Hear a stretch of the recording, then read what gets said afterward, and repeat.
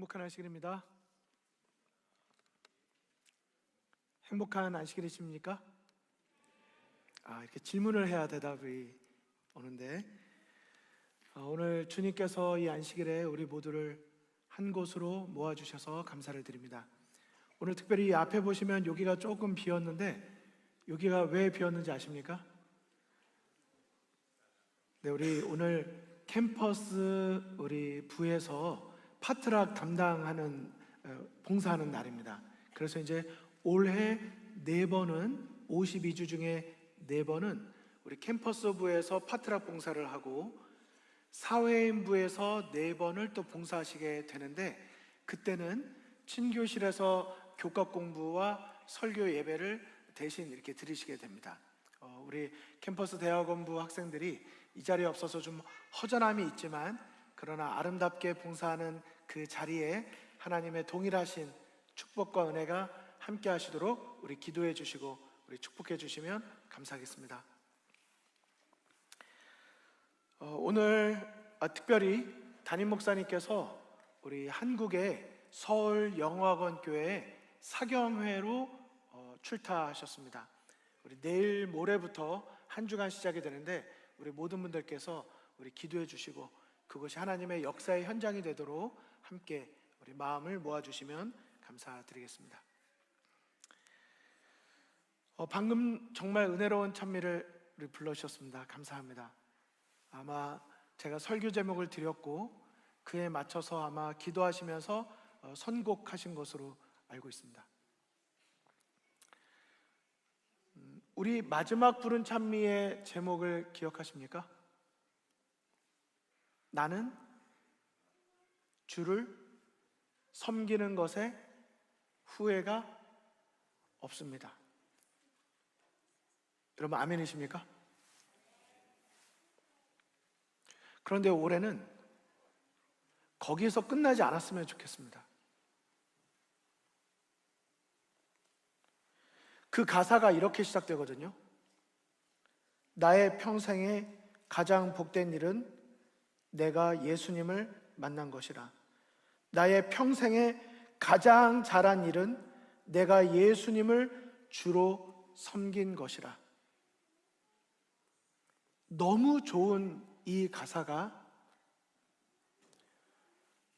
여러분과 저의 입술에만 있는 고백이 아니었으면 좋겠습니다.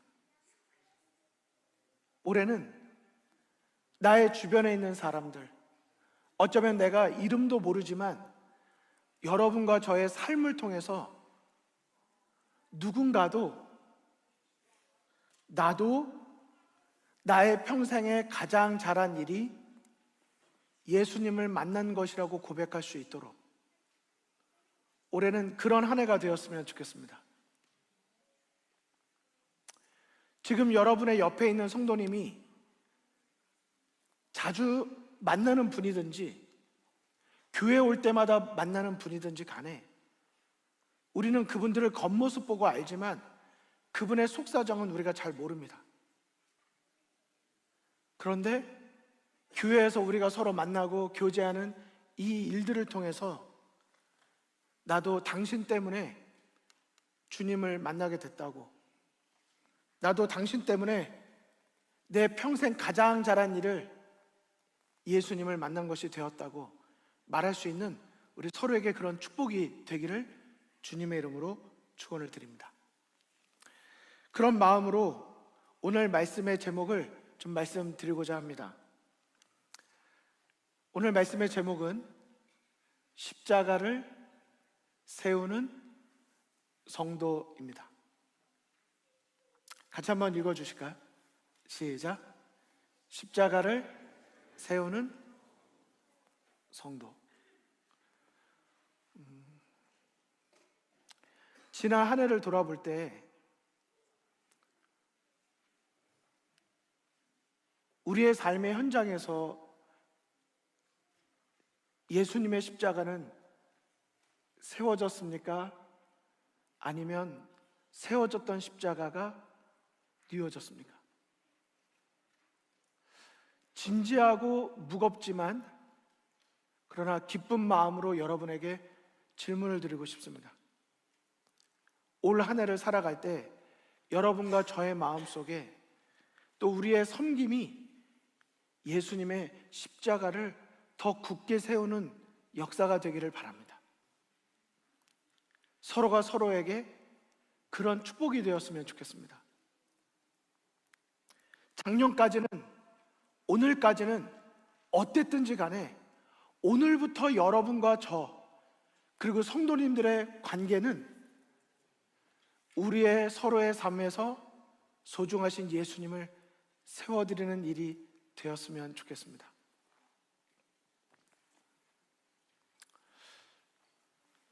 제가 이게 넘어가지가 않는데요, 이게 좀 넘어가도록 도와주시면 감사하겠습니다.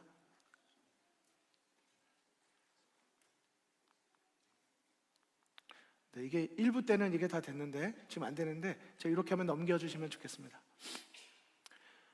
지난주에 담임 목사님께서 2026년도 우리 교회 표를 말씀을 해주셨습니다.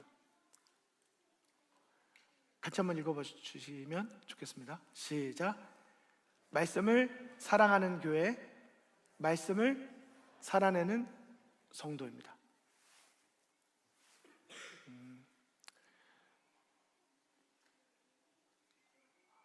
여러분, 이 표에 대해서 어떻게 생각하십니까?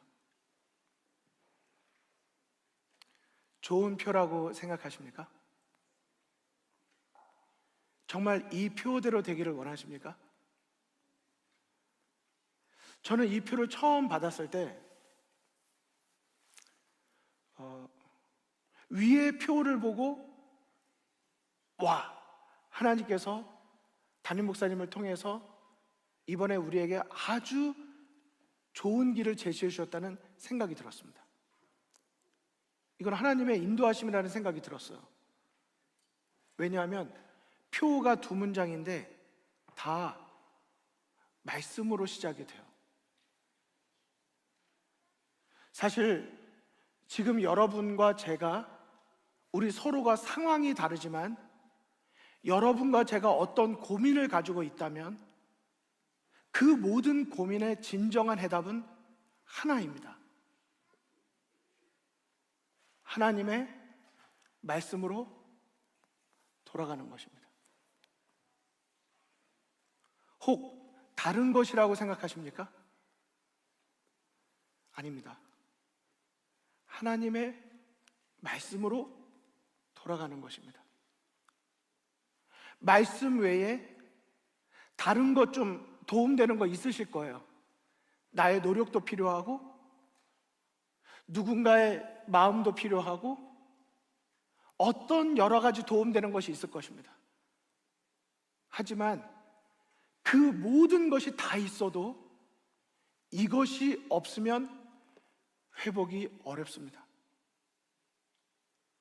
그것이 하나님의 말씀입니다.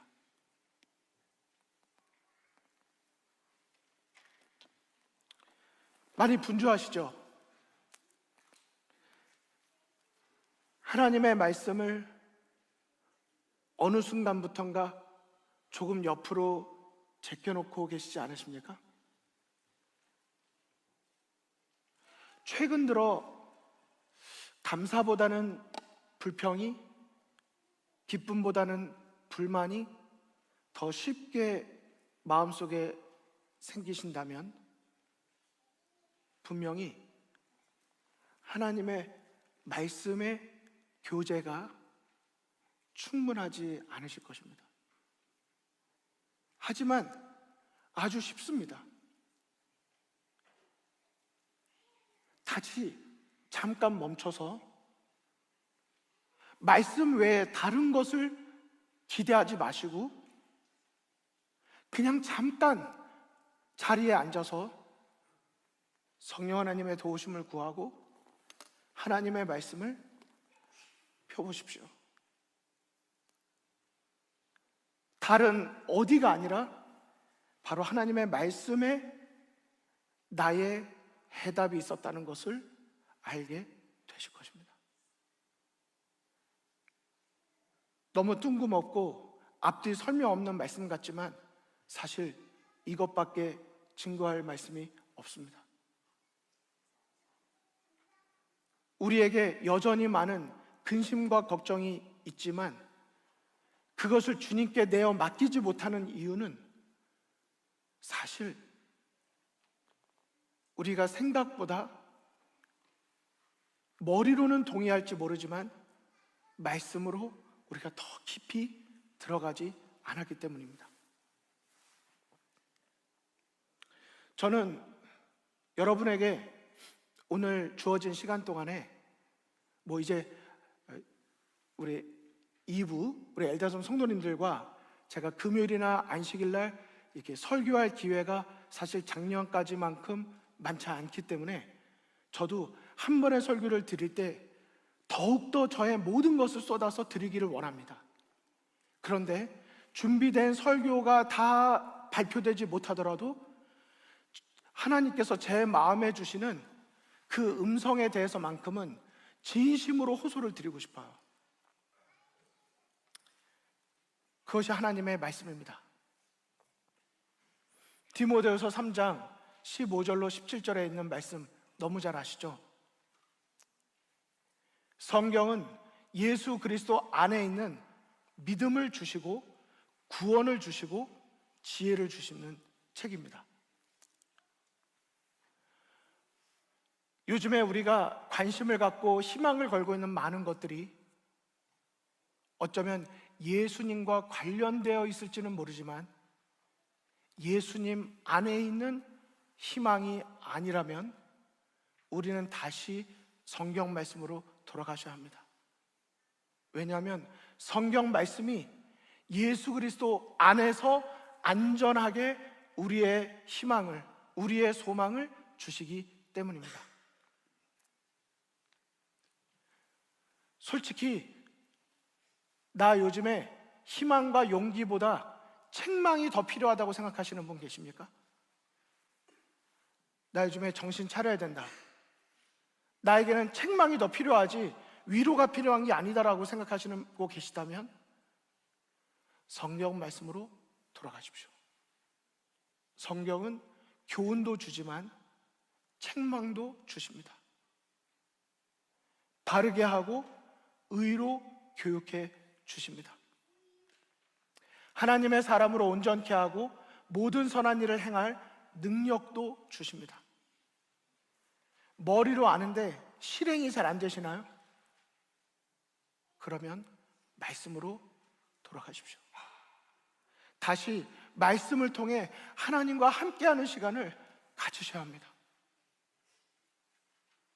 성경에 대한 지식이 우리를 변화시킬 수 없습니다. 성경을 통해 만나는 하나님이 우리를 변화시켜 주시는 것입니다. 말씀을 사랑하는 교회가 되자고 우리가 표에서 외쳤는데, 여러분, 말씀을 사랑하는 교회가 되자는 건 무슨 의미일까? 사실 간단합니다. 요한복음 5장 39절에 나온 것처럼 성경을 사랑하는, 말씀을 사랑하는 교회가 되자는 것은 예수님을 사랑하는 교회가 되자고 하는 것입니다.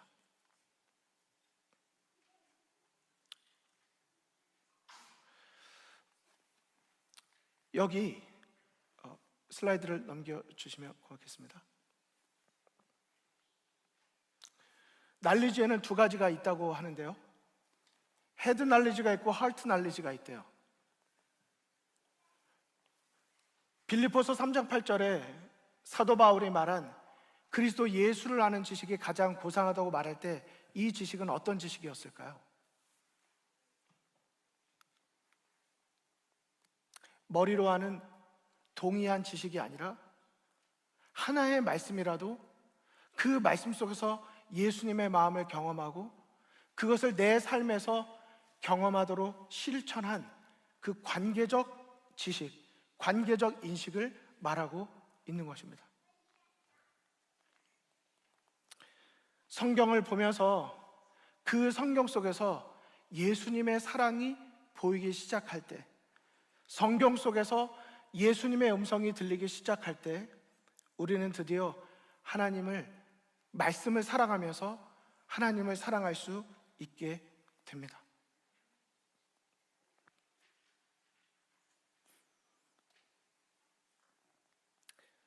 성경을 사랑하는 교회를 다니고 있습니다. 나는 죄송하지만 그 말씀은 힘이 없습니다. 우리가 성경을 사랑하는데 성경을 통해 예수님을 만납니다.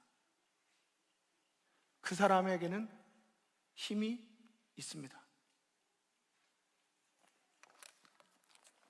우리가 진리를 알고 진리를 전한다 하지만 우리에게 힘이 없는 이유는 우리가 전하는 진리를 통해서 예수님을 만나고 있지 않기 때문입니다. 저는 정말 저 자신도 그렇고 우리 성도님들에게도 여쭤보고 싶어요. 일주일에 한 번 교회 오는 신앙 말고 일주일 내내 주님과 동행하는 신앙이 되고 있다면 우리는 성경을 가까이 하고 성경을 읽는 것보다 성경을 한 절이라도 내가 읽은 구절을 통해 예수님과 인격적으로 만나고 그분과 동행하는 삶이 되어야 할 것입니다. 여러분, 예수님이 어디 계신가요? 여러분이 믿고 우리가 증거하고 우리가 찬양하는 그 예수님은 여러분의 삶에 어디에 계신가요? 그 예수님이 여전히 여러분이 하나님과 가장 가까웠다고 생각했던 그때와 동일하게 지금도 여러분 곁에 계십니다. 기다리고 계시고 여러분이 잠깐 분주했던 모든 일을 멈추고 성경을 펴서 나를 만나주기를 기다리고 계십니다.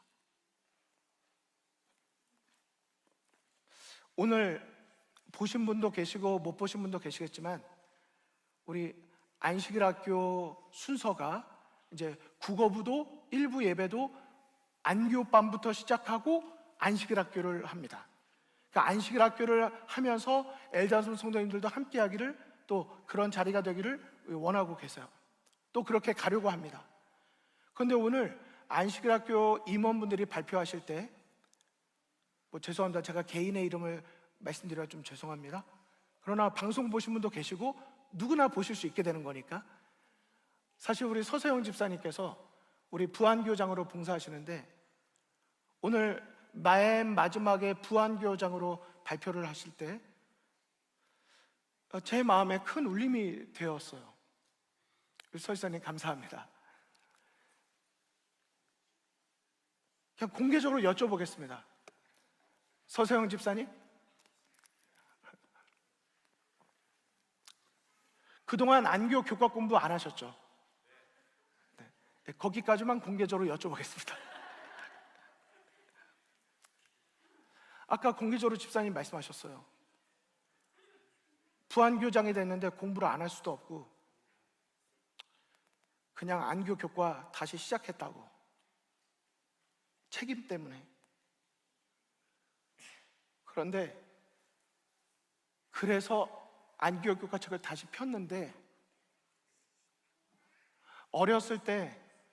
내가 어렸을 때 내 보는 앞에서 조그만 등불 켜놓고 안식일학교 교과를 공부하면서 하나님의 말씀을 사모하시던 부모님의 모습이 떠올랐다고. 그리고 매일같이 안식일학교의 말씀을 통해서 성경 말씀을 보다 보니까 이제 좀 제자리를 찾는 것 같다고. 전 정말 아멘이었습니다. 전 살아있는 설교라고 생각했어요. 이 말씀을 우리 성도님들과 나누고 싶었습니다. 여러분, 규칙적으로 말씀을 펴야 합니다. 아시죠? 저는 사춘기가 20살 때 온 거. 저는 20살이 돼서야 가출이라는 걸 처음 해봤습니다. 가출이 아니죠. 기숙사에 살았으니까 기출, 사출인가요? 무단도박 3일이면 퇴사입니다.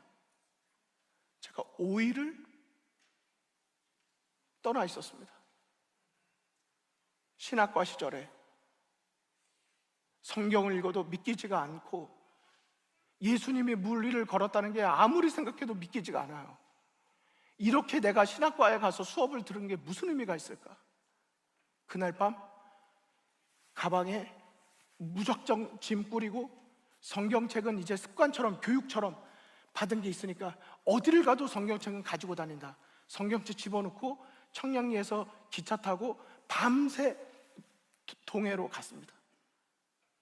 동해 바다에서 5일을 보냈습니다. 생각도 하고 혼자 노래도 불러보고 답답한 마음에 하나님을 원망도 해보고 하나님은 어디 계시냐고 외쳤습니다. 그리고 5일째 되던 날 강릉대학교 도서관에 갔습니다. 가서 5일 동안 읽지 않던 성경책을 꺼냈습니다. 그리고 이사야서 1장을 그냥 무턱대고 폈는데 그게 이사야서 1장이었어요. 어디를 읽을까 하다가 이사야서 1장을 딱 펴서 사람들 되게 많은 그 도서관에서 혼자서 이사야서 1장을 읽어 내려가기 시작했는데, 야, 그토록 하나님은 어디 계시냐고 그토록 따지고 외쳤던 하나님이 지금 내 눈앞에 계시더라고요. 이사야 선지자를 통해서 이미 오늘의 나에게 필요한 말씀을 이미 몇천 년 전에 성경에 기록해 놓으셨더라고요. 여러분 오늘 돌아가셔서 이사야서 1장을 한번 읽어보세요. 나 여기 있다고 말씀하시는 그분의 은혜 앞에 제가 지금 그 성경책이 아니지만 그때 얼마나 울었는지 그 도서관에서 성경책이 다 젖었어요.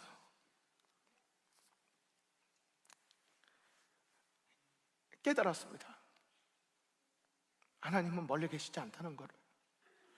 하나님이 그분을 알아볼 수 없으니까 계시로 우리에게 주신 이 성경, 머리로 여기 모르시는 분 계세요? 아, 오늘 설교 준비가 덜 됐나? 지금 제가 보여드릴 슬라이드가 쫙 있지만 제가 그거를 다 보여드려야 되나 하는 생각이 들어요. 어쩌면 우리에게 필요한 건 지식이 아니라 호소가 아닐까? 성경 하나님의 두드림에 반응하는 우리의 마음이 아닐까? 사실 우리 교회 안에 풀어야 될 숙제 많습니다. 이것도 해결해야 되고 저것도 해결해야 되고. 그런데 솔직히 해결되기 되게 쉬운 법이 하나 있습니다.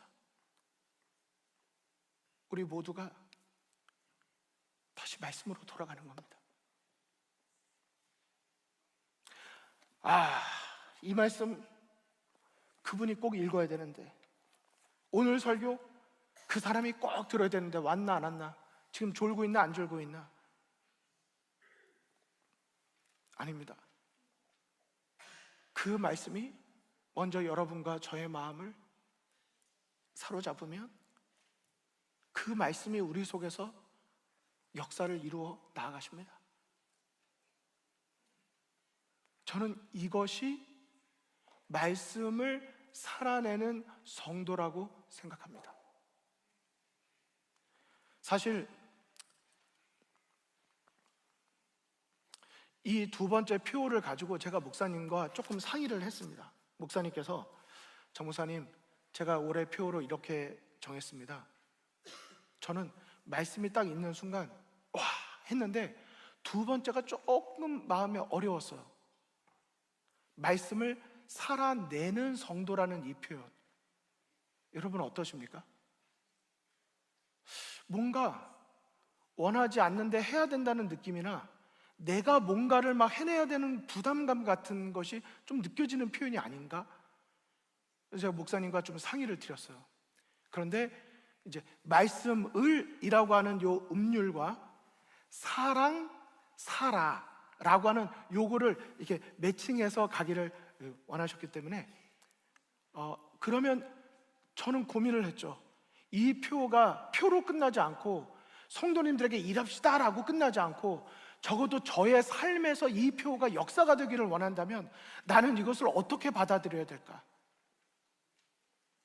근데 말씀을 사랑하는 교회가 되는 것은, 제가 이해한 것은 이 말씀은 예수님을 증거하는 책이기 때문에 성경을 성경으로만 읽지 말고 성경을 통해서 하나님의 말씀을, 하나님의 마음을 경험하는 그런 성경을 읽는, 성경을 통해 하나님과 교제하는 실제적인 인격적인 교제가 있는 그런 말씀을 사랑하는 사람이 되어야 되겠다.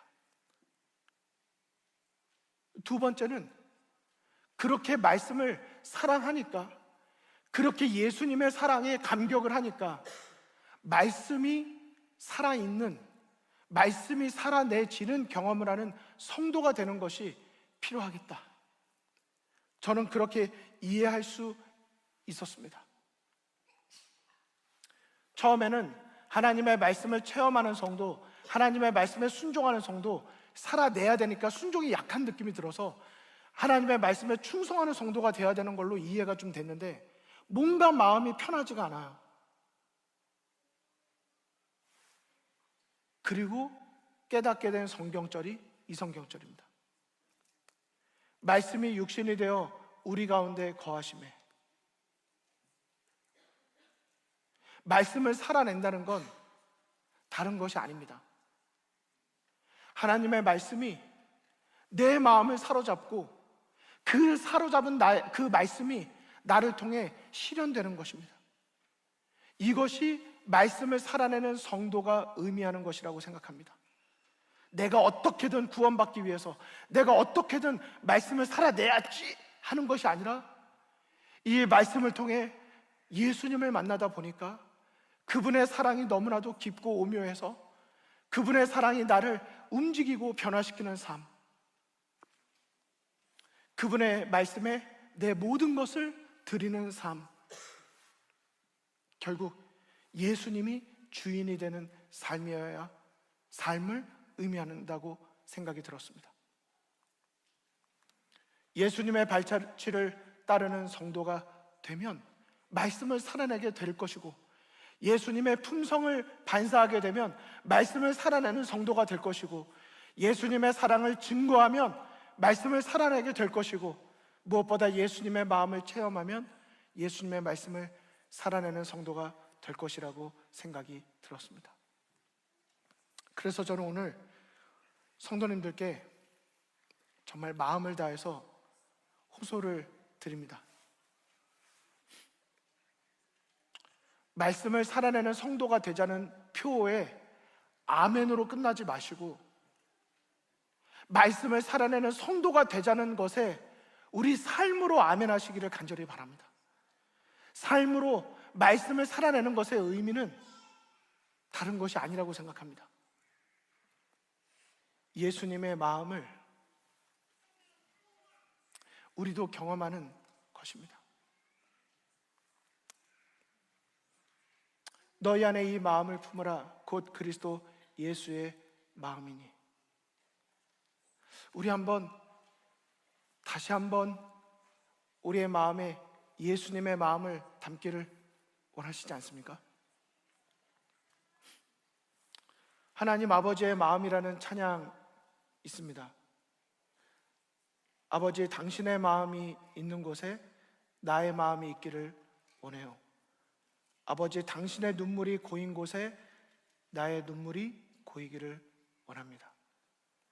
아버지, 당신이 바라보시는 영혼에게 나의 두 눈이 향하기를 원하고, 당신이 울고 있는 어두운 땅에 나의 두 발이 향하기를 원합니다. 여러분, 이런 마음으로 우리의 이웃에게 우리의 시선이 향할 때 거기에 하나님이 계시지 않을까요? 그렇게 하나님의 마음이 느껴지는 곳에 하나님께서 영광을 받으시는 줄로 믿습니다.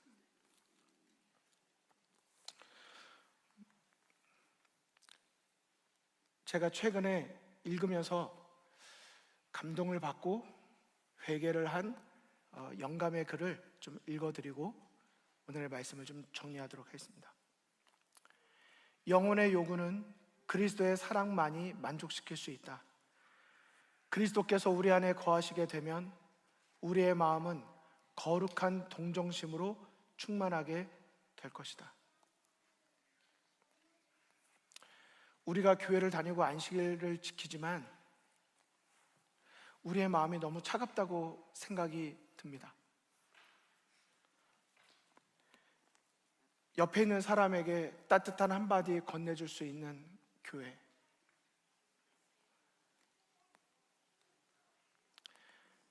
옆에 있는 사람에게 작은 동정심을 갖는 것, 저는 그것이 말씀을 살아내는 성도의 모습이라고 생각합니다. 그런 마음은 예수님께서 우리 안에 계실 때 우리에게 쉽게 일어나고 자연스럽게 맺히는 열매라고 말씀을 하십니다. 여러분, 그런 신앙하기를 원하지 않으십니까? 올 한 해가 우리 서로가 서로에게 더 따스한 눈빛으로 거룩한 동정심을 나타내는 그런 교회가 되면 어떨까요? 그러면 말씀이 살아내지고 말씀을 사랑하는 교회를 함께 만들어갈 수 있을 것입니다. 제가 연말에 마태복음 25장을 읽다가 하나 큰 걸 깨달았습니다. 너무 당연한 건데 이제서야 새롭게 느꼈어요. 하늘에 간 사람의 특징에 빠질 수 없는 것은 자기 자신만을 위해 살지 않았다는 것입니다. 반드시 내 이웃에게, 작은 자에게 작은 친절, 작은 동정심을 베푸는 그 마음이 바로 예수님의 마음이라는 것을 깨달았습니다. 그리스도를 따른다고 하는 자들의 마음 속에는 그리스도께서 가지셨던 부드러운 동정심, 곧 그분이 당신의 생명을 버려 구원하실 만큼 귀하게 여기셨던 자들에 대한 깊은 사랑이 있어야 한다. 여러분, 올 한 해는 여기에 기록된 말씀처럼 우리 말씀을 사랑하고 말씀을 살아내는 우리 모두가 되시기를 간절히 바랍니다. 그리고 그 시작은 다른 것이 아니라 하나님의 말씀에서부터 다시 시작하게 되기를 바라고, 우리의 마음에 예수님의 마음을 우리 다시 한번 담으셔서 말씀이 내 속에서 이루시는 역사를 우리 모두 경험해가는 축복이 우리 모두에게 가득하기를 간절히 소망하며 말씀을 마치겠습니다.